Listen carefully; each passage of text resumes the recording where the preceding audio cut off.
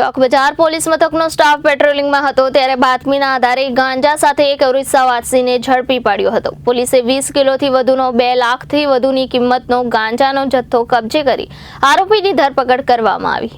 સુરતમાં પોલીસ દ્વારા no drugs in Surat city અભિયાન ચલાવવામાં આવે છે, જે અંતર્ગત નશાકારક પદાર્થોના વેચાણ કરનાર પર સખત કાર્યવાહી કરવામાં આવે છે.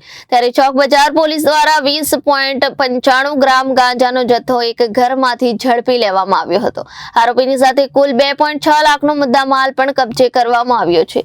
પોલીસને બાતમી મળી હતી કે વેડ રોડ વાડીના ચોક પાસે તિરુપતિ સોસાયટી પ્લોટ નંબર પરના પહેલા માળના બીજા રૂમમાં નશાકારક વનસ્પતિ પદાર્થ રાખવામાં આવ્યો છે. જેથી મળેલી આ હકીકતના આધારે પોલીસે એફએસએલની હાજરીમાં તપાસ કરી હતી, જે ઘરના રૂમમાંથી એક ઇસમના કબજામાંથી 20.95 ગ્રામ ગાંજાનો જથ્થો મળી આવ્યો હતો, જેની કુલ કિંમત અંદાજે 2,06,450 રૂપિયા થાય છે.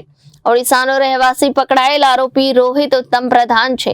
આરોપી ઓડિશાથી ગાંજાનો જથ્થો લાવ્યો હતો કે કોઈ પાસે મંગાવ્યો હતો તે દિશામાં તપાસ હાથ ધરવામાં આવી છે. જોકે મોટા ભાગે ઓડિશા રૂટથી ગાંજાનો જથ્થો બાય ટ્રેન આવતો હોય છે, ત્યારે આ ગાંજાનો જથ્થો કોણે તેને વેચતો હતો તે દિશામાં પણ તપાસ હાથ ધરવામાં આવી છે.